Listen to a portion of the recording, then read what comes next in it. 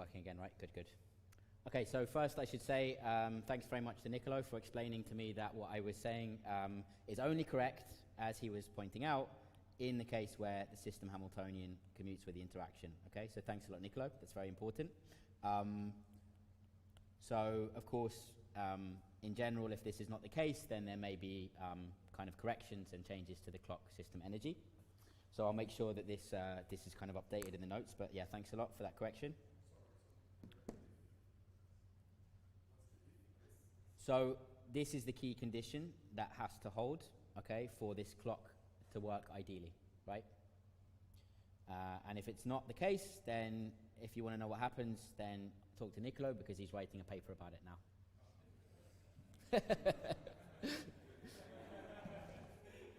Okay.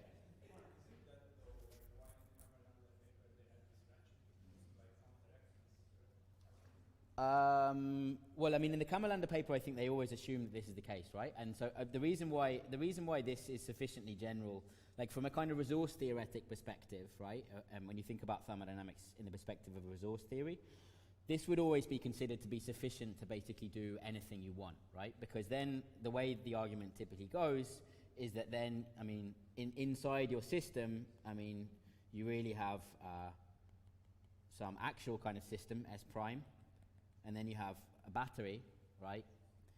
And then you have some kind of, you maybe have, the interaction between them. So this would be the bare system. And now V, your V of X, would essentially couple together these two degrees of freedom, right? And it would allow energy exchange between them. So this allows you to essentially do anything that you want to your system S prime, including changing its energy, as long as an equal amount of energy is kind of given up by HB, right? Because, I mean, having, the fact that your H int commutes with HS, so therefore, of course, I mean, the kind of total change in HS is 0, but that can still allow for a change in HS prime as long as it's compensated by a change in the battery energy, right? So that's important for this kind of ideal clock. Good. So that's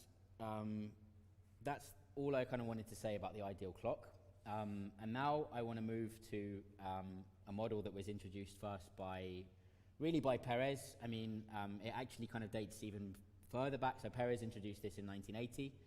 It arguably goes back even to the 50s, to a paper by Seleka and Wigner, who were interested in kind of understanding the fundamental limits on the measurement of time in a relativistic setting, okay? What Perez did is kind of just flesh this out in a non-relativistic setting and think about how the clock could also be used to control something else. So let me get my notes up so I know what I'm doing. So we want to get past this restriction of having an unbounded Hamiltonian. So now we're going to consider a clock that is explicitly finite dimensional. And as I said, this is due to Perez, 1980. I'll give you the full reference in the notes.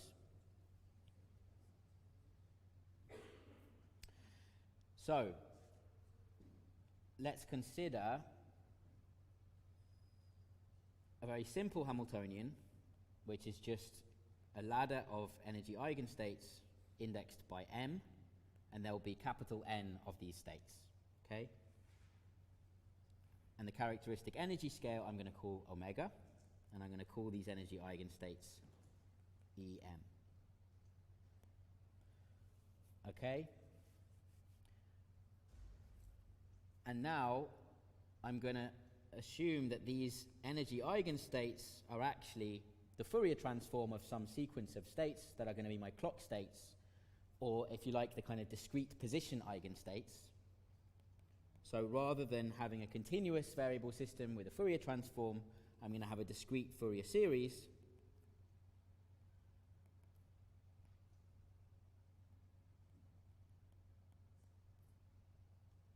And I'm going to call these clock states X, J, okay? So let me draw a picture because I think it's clearer. So you can think about this system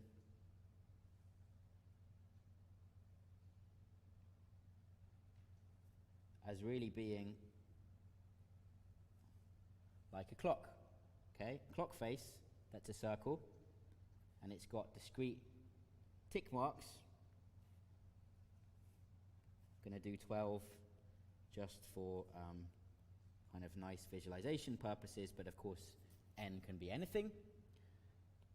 This is state x0, this is state x1, x2, xn minus 1, etc. Okay? And so the reading of the time by my clock is just determined by its state, and in particular, as you can imagine, I'll measure the time t equals 0 if my clock state is x0, and so on.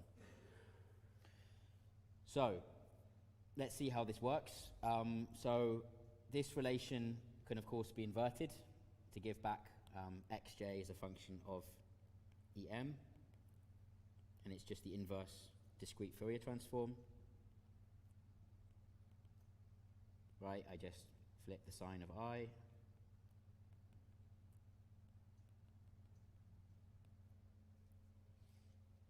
And now,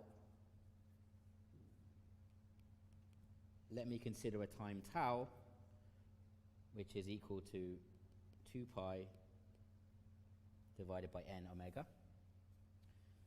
Then, if I evolve a clock state by this time tau under the clock Hamiltonian,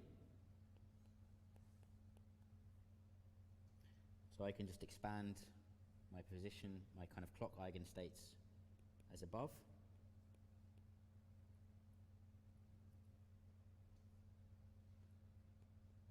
I've got my phase factor coming from the Fourier transform, and now I have another phase factor coming from the time evolution operator acting on my position eigenstate, which is of course just e to the minus I m omega tau, right? But omega tau is just 2 pi over n, right? So this is the same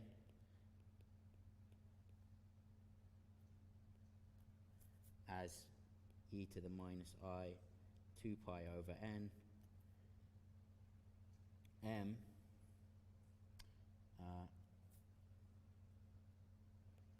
times j plus 1. So in other words, I've shifted my clock state forwards by 1. Okay? So I can think about the time evolution over these discrete time intervals tau as just shifting forwards. Oops, I didn't want to do that. Shifting forwards the hand of my clock by 1, right? So this is at t equals 0. This is at t equals tau. If I go to 2 tau, I'll be at x2, etc. Okay? So my clock just ticks between these different states over these time intervals tau. So you can see that this is kind of the discrete analog of this ideal clock that I showed you before. Hi.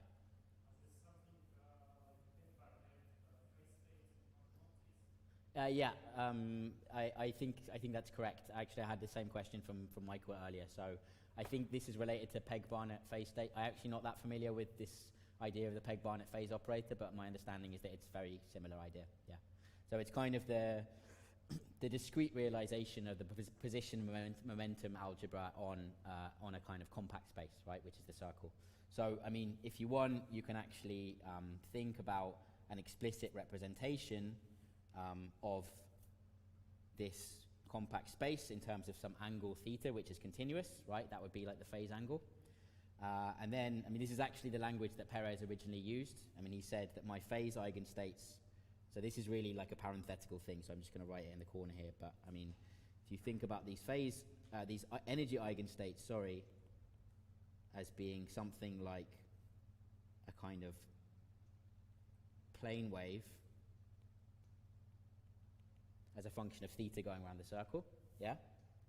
Then you can show that these clock eigenstates are very localized as a function of theta around the angle that you would expect, right?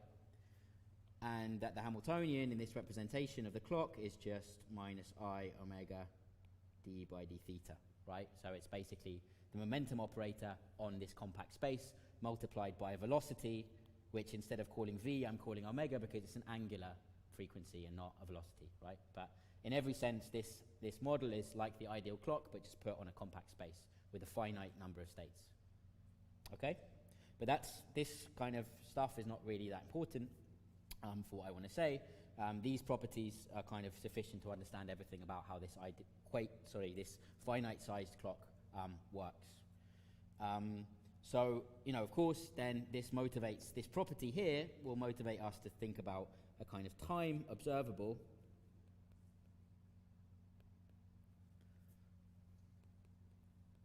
TC, which is, of course, diagonal in this kind of time basis, and it just counts the number of ticks of size tau that have elapsed, okay? And this is an approximation to the true time in these kind of discrete steps, okay? And, of course, if I repeat this n times, then I come back to the beginning, right? So that tells us that n tau, let me move this up here, which by definition is just 2 pi over omega, so it's just the period corresponding to this angular frequency omega, is the clock period. So that's the period, the recurrence time for me to go all the way around the circle and come back to the beginning. Good. All right, so hopefully I've convinced you that this is a reasonable model of a clock, at least if we want to measure time. But we also want to use our clock to actually implement time-dependent control on another system. Now, this is much more kind of mathematically complicated to describe, so I'm just going to follow Perez and choose a really, really simple example. And let's see how much detail I can give you, but there'll be in full details kind of in the notes, but I'll just give you a kind of a flavor of how this works. Okay, so following Perez,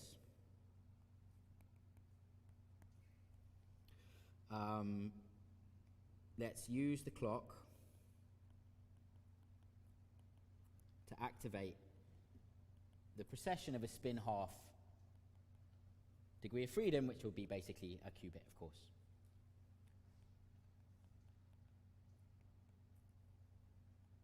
Precession of a qubit around some fixed axis, let's call it the z-axis. Okay? And we want this control to be switched on and off. So switch suddenly on at time ta, and suddenly off at time tb. Okay? And so in our discretized kind of time representation, this ta will be some integer a times the kind of discrete tick time.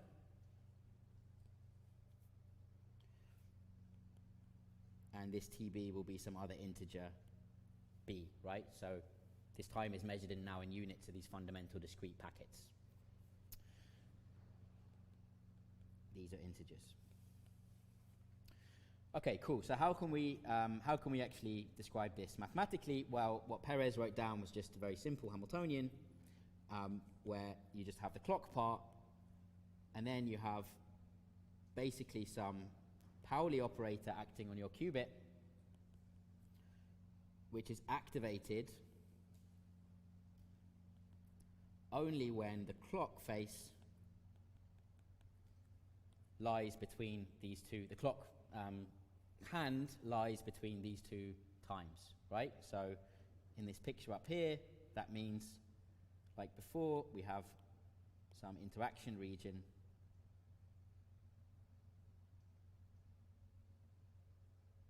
okay, in between these clock states. Okay, this is XA, this one here is XB.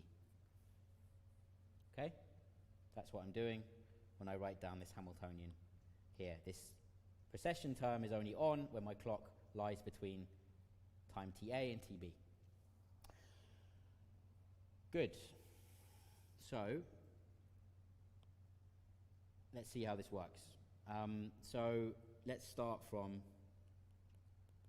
an initial state which is pure. So I'm going to initialize my qubit in the plus state, okay, where plus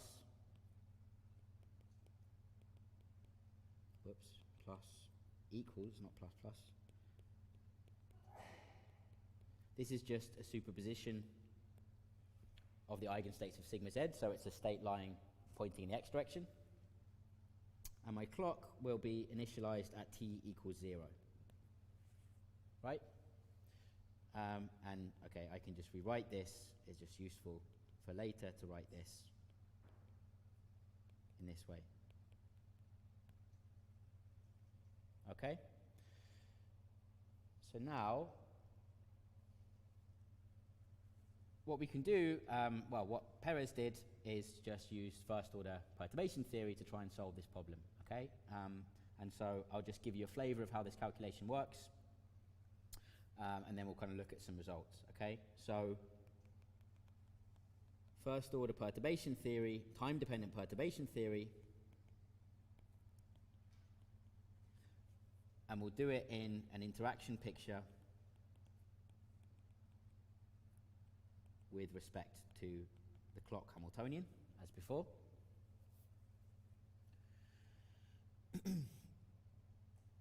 This tells me that I can write the solution of my state at time t as the solution at t equals 0 plus some commutator term, where this is the interaction Hamiltonian in the interaction picture commuting with my initial state, rho of 0. Okay, and this is true up to terms of order omega t. Right? So this is true for weak coupling between the clock and the system and not too long times. And if I just look at my interaction Hamiltonian, okay, as a function of time in the interaction picture, this is just going to be given by something like this.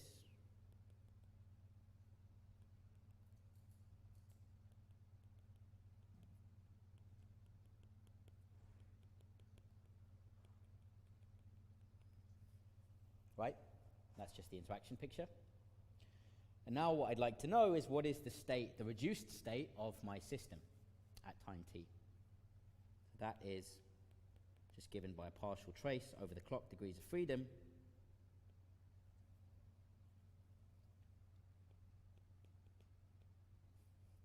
Now I just plug in my expression from above, okay? So I trace over the initial state to just get the initial clock state. Okay, that's just a projector pointing in the x direction. And then I have to do this trace over the commutator. Let me move everything a bit to the left just so I can fit it all in. Okay. So this integral goes up to time t. I take my trace. I have a commutator.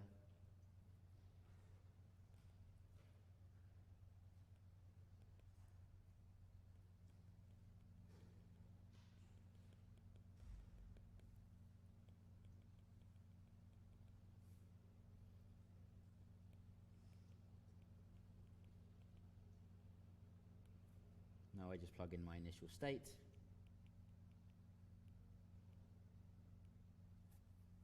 Okay.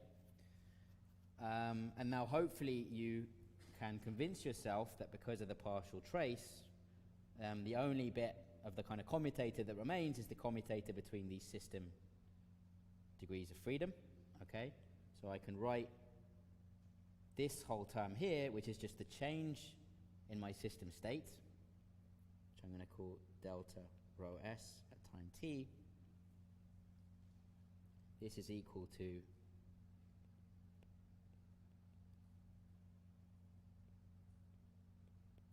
commutator between sigma z and sigma x times some numerical prefactors. And then I have a time integral over a sum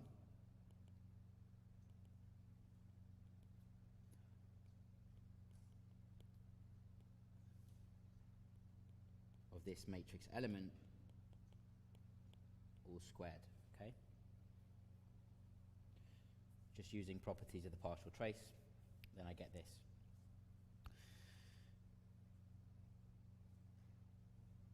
Okay, and of course the commutator between sigma z and sigma x is just sigma y up to some factors of I and 2, blah, blah, blah. So in other words, I end up with a result that's just some number r times sigma y, okay? Where r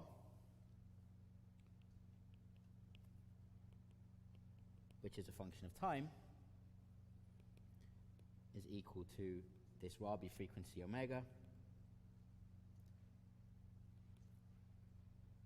an integral over time, and then this whole matrix element here.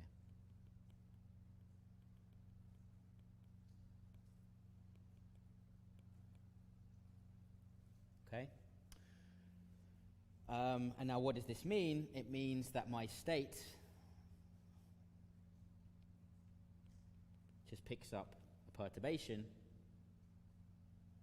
So my initial state is just this, right?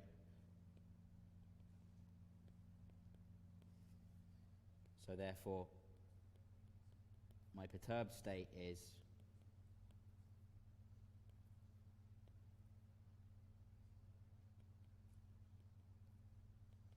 when I add the sigma y term.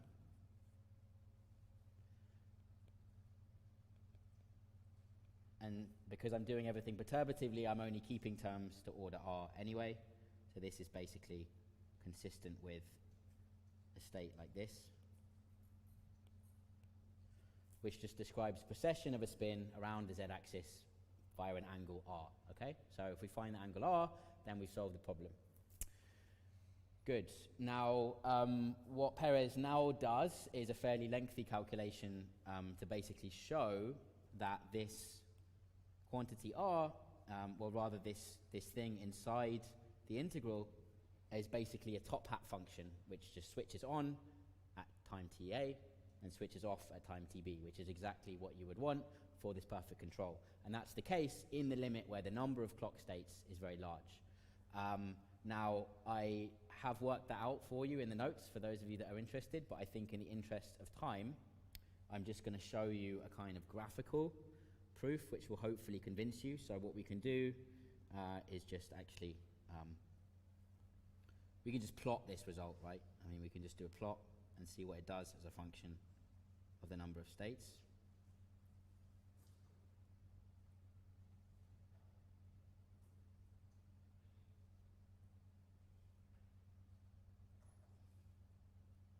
So hopefully this is big enough to see. So what I've done here is I've just plotted this function r as a function of time. And in this particular case, Ta is basically 2 in units of omega, Tb is 4. And you can see that as I increase the number of states of the clock, this function successively approaches this kind of perfect top hat function.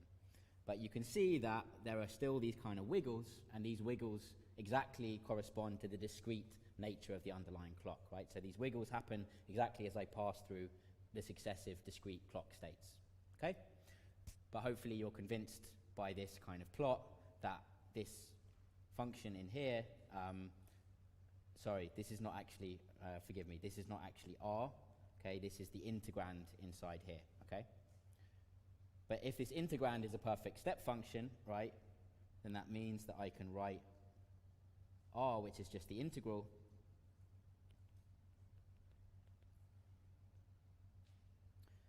so it's just going to be 0 for times less than Ta.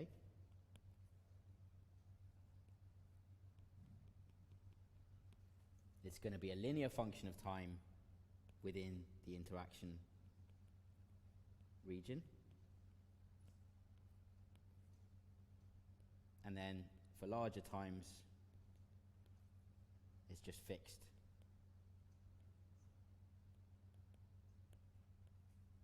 At the final precession angle, right? So this is exactly what we wanted to implement, switching on a magnetic field and causing a spin to precess, but now this is done purely autonomously using this clock, right? Now this is true if the number of clock states is very large. Okay?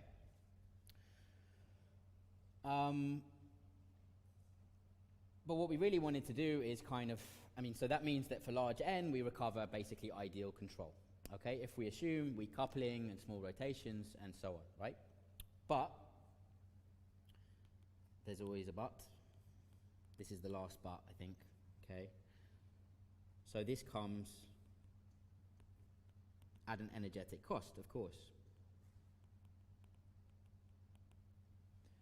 Because if we calculate the average energy of our initial clock state, then you can see, well, this is easy to show, it scales with n. Okay, so if we want this clock to work well, we need a very large amount of energy. So it's exactly the same properties that we've seen in these other models, right? So we can kind of, at this point, conclude a fairly general sort of picture, at least by learning from example, that what we need to implement these kind of time-dependent Hamiltonians is a clock system that's prepared, first of all, in a coherent superposition of states, so that it's non-stationary. That's really important. And second, it needs to be in a highly energetic superposition, right? And then, if we kind of engineer things in the right way, we can make this control work. So just to finish up on the Perez clock, I just want to show you, this is analytical results for kind of infinite n, if you like. For finite n, of course, we can just do numerics. So let me just show you a few examples. I'd actually never seen anyone do these calculations for kind of finite n. I was actually quite surprised when I started to do this, just how well actually the clock works. Okay, so let me just copy these results over and then I'll kind of show them to you.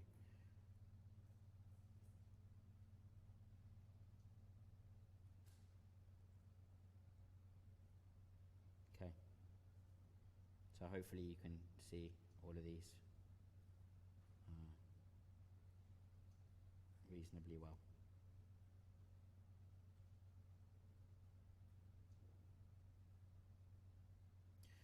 Good.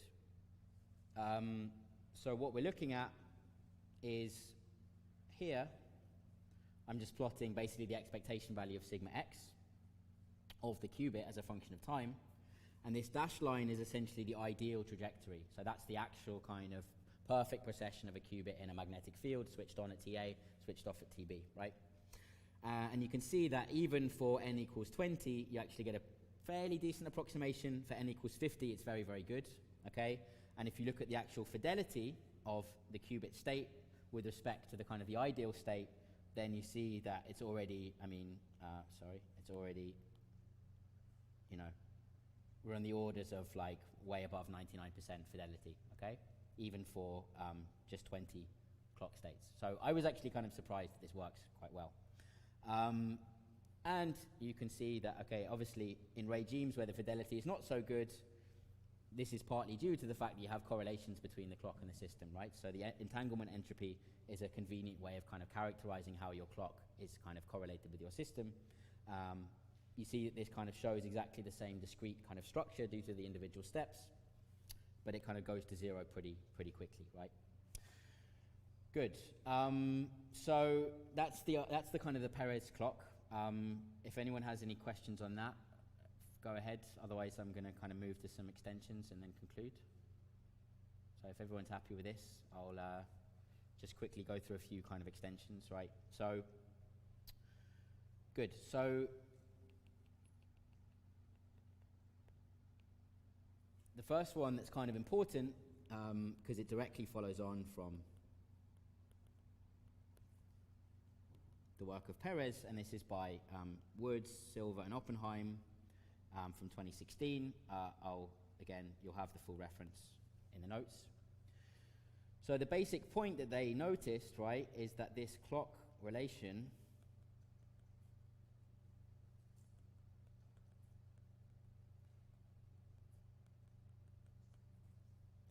this only holds, this only works for the discrete times tau, right? So if you look at times in between,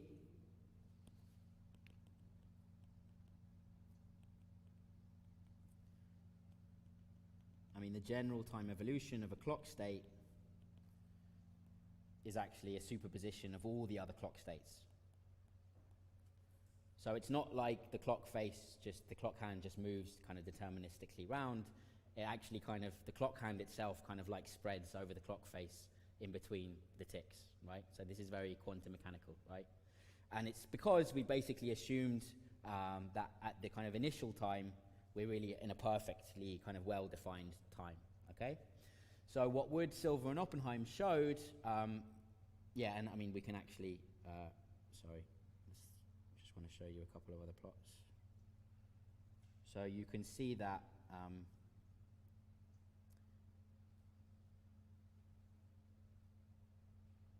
if you look at the average time, which is the blue line, as a function, I mean, the average time observable, okay, as a function of time, it's not just perfectly increasing in time, it's kind of wobbling. And the variance of the time observable is actually increasing quite a lot in between the ticks, okay? So you can fix this, as Wood, Silver, and Oppenheim showed, by introducing essentially kind of coherent superpositions of the underlying clock states. So this is what they call kind of the quasi-ideal clock. You use these coherent superposition states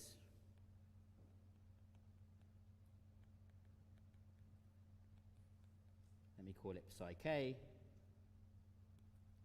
such that psi k is like a kind of Gaussian superposition of the different clock states, right? So it's like a kind of Gaussian wave packet, and that this thing actually does propagate in an almost dispersionless manner around the clock face, and you get essentially, they showed that using this, you can implement control using an error, you can implement autonomous control with an error that actually decays exponentially with the size of the clock, okay? And that means it decays exponentially with the energy of the clock, because these states still have an energy which scales linearly with the size, okay, with the dimension. Good, so check that out if you're interested. Now I want to move on to kind of quantum cosmology, so I'm going to completely switch gears just for like 2 minutes. But I just want to introduce this very interesting proposal by Page and Wouters, which they called evolution without evolution. Okay? Page and Wouters, this is from 1983. So the idea is that you can define time for one subsystem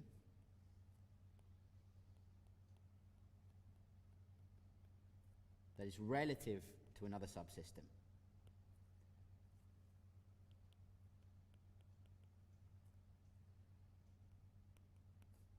Another subsystem, which we'll call C for clock, right? Even though the global state is stationary, which means that it commutes with the Hamiltonian, right? So this is useful in the context of cosmology, when you like to actually write things down like the state, the quantum state of the universe, okay? And there are various kind of arguments coming from quantum gravity and other kind of areas that imply that this state should probably be a stationary state, right? So for example, the Wheeler-DeWitt equation is a famous equation in quantum cosmology, and that says that the state of the universe is basically the null eigenvector of the Hamiltonian. In other words, it's an energy eigenstate. So what Page and Wouters wanted to do was ask, how can a notion of time emerge even when the entire universe is in a stationary state? And they showed that this can emerge in a kind of relative sense in the following way. So let the total Hamiltonian now be given by a sum of a clock part and a system part. And notice that here they actually didn't consider any kind of interaction at all in this first paper. And now consider a family of clock states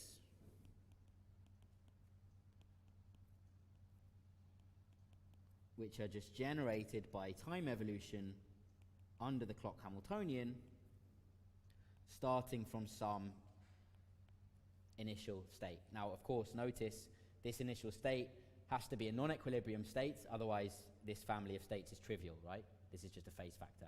So for this to be meaningful, this has to be some non-equilibrium coherent superposition of the energy eigenstates of the clock, as before. Now, let's ask, what is the expectation value of an observable A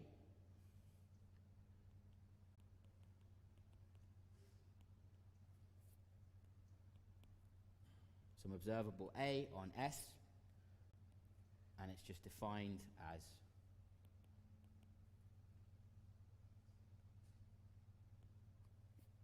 this.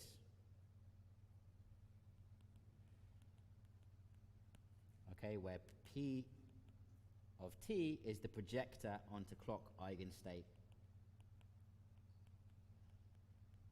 at time t, right? So in other words, what this means is, what is the expectation value of this? This tells me what the expectation value of A is, given that I measure time t on my clock, okay? And now you can basically just do some very, very simple algebra, and you find, looking at the numerator,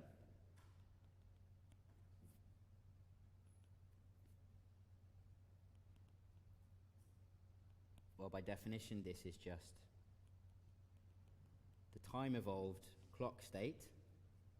This P0 is the projector onto psi of the clock at time 0.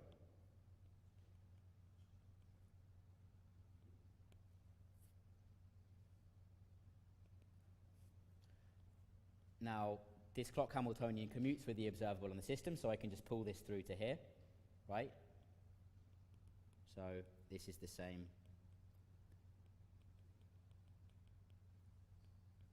as this.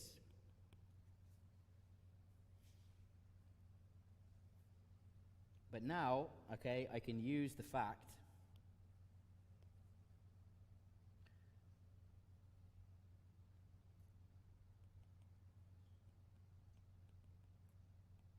that because my total state commutes with a Hamiltonian, that means that the commutator with HC is minus the commutator with the system Hamiltonian, right?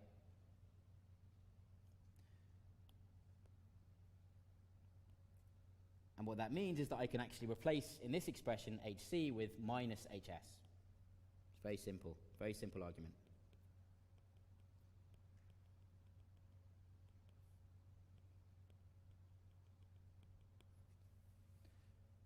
Okay, and now you might be able to see where this is going. So this H system commutes with the clock operator, so I can pull this through here. By cyclicity of the trace, I can pull this around here. And so I just recover the standard Heisenberg picture evolution of the system observable A evaluated at the initial time, right? So,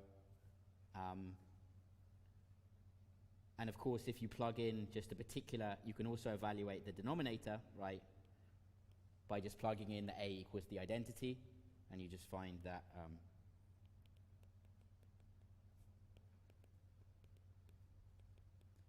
this thing is time translation invariant.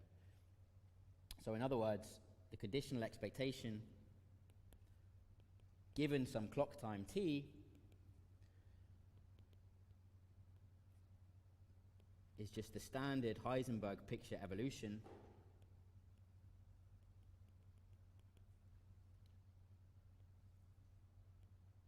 and I have some relative state of my system which is relative to the clock time, which is relative, well, it's basically relative to the initial preparation of my clock. So this thing is by definition just the partial trace over the clock of this projected initial state with some normalization. Okay, so what they were trying to do is show that if you, that for individual subsystems of the universe, time emerges relative to other subsystems essentially through kind of the non-equilibrium initial preparation of the clock, okay? And they were kind of explicitly inspired by what Perez was doing, okay? And so this is kind of an area of active research because there's lots of kind of really simple, lots of kind of approximations made here. They totally neglect the interaction between the clock and the system and so on. but I'm not going to kind of go into that more. I just want to mention that's kind of an interesting kind of offshoot of this whole story. Okay, and then, so just, I mean, I'm going to finish in the next couple of minutes, so maybe I just can kind of conclude with some sort of interesting open questions, right, that might provoke some discussion, okay?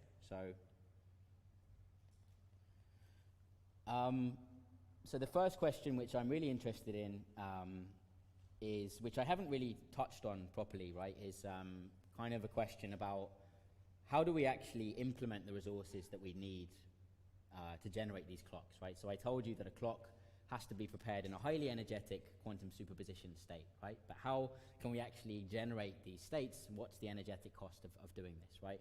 And so in order to kind of properly answer that question, you have to actually make even the kind of preparation stage of the clock also autonomous, right? So that leads you to this idea of autonomous quantum clocks.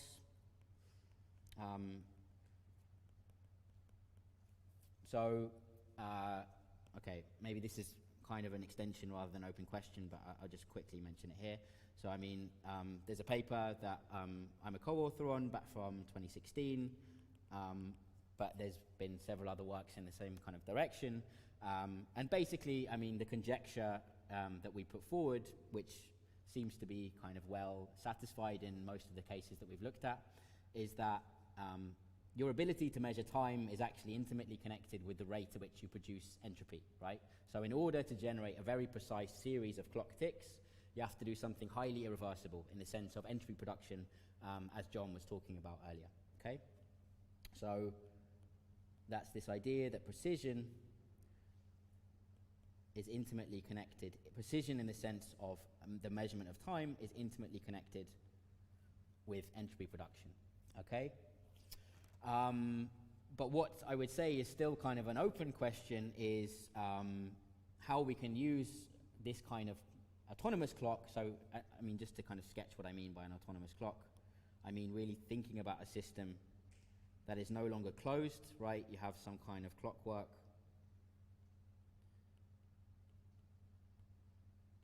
Doing something, okay? That's the clockwork. But it also consumes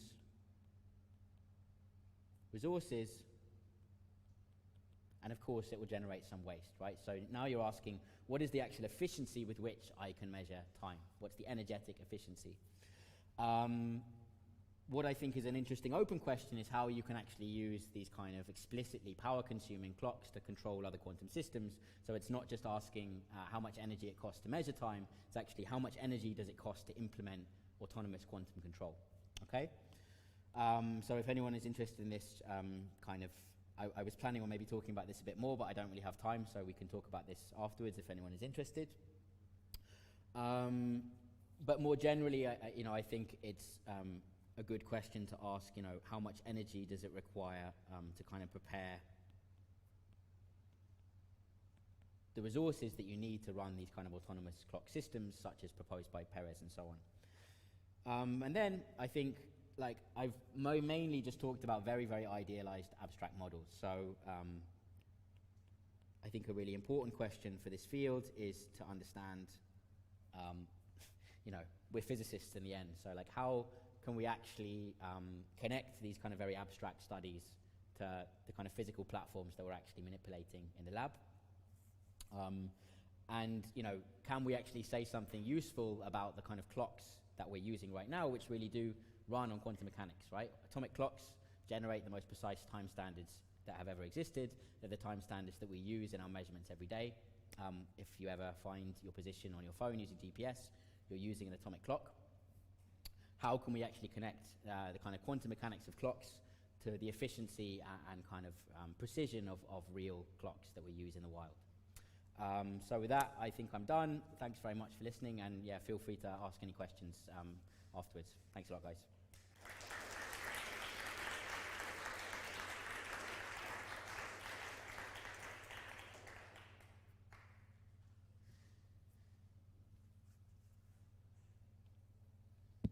Okay, so now there's a 30-minute interval until we have the joint track session, which will be delivered by the Qiskit and Ticket teams jointly, so the break will be till 5, and then we'll go from 5 to 6:30. After which there will be the industry evening event, which will be outside of the sort of restaurant area where we have lunch. There's like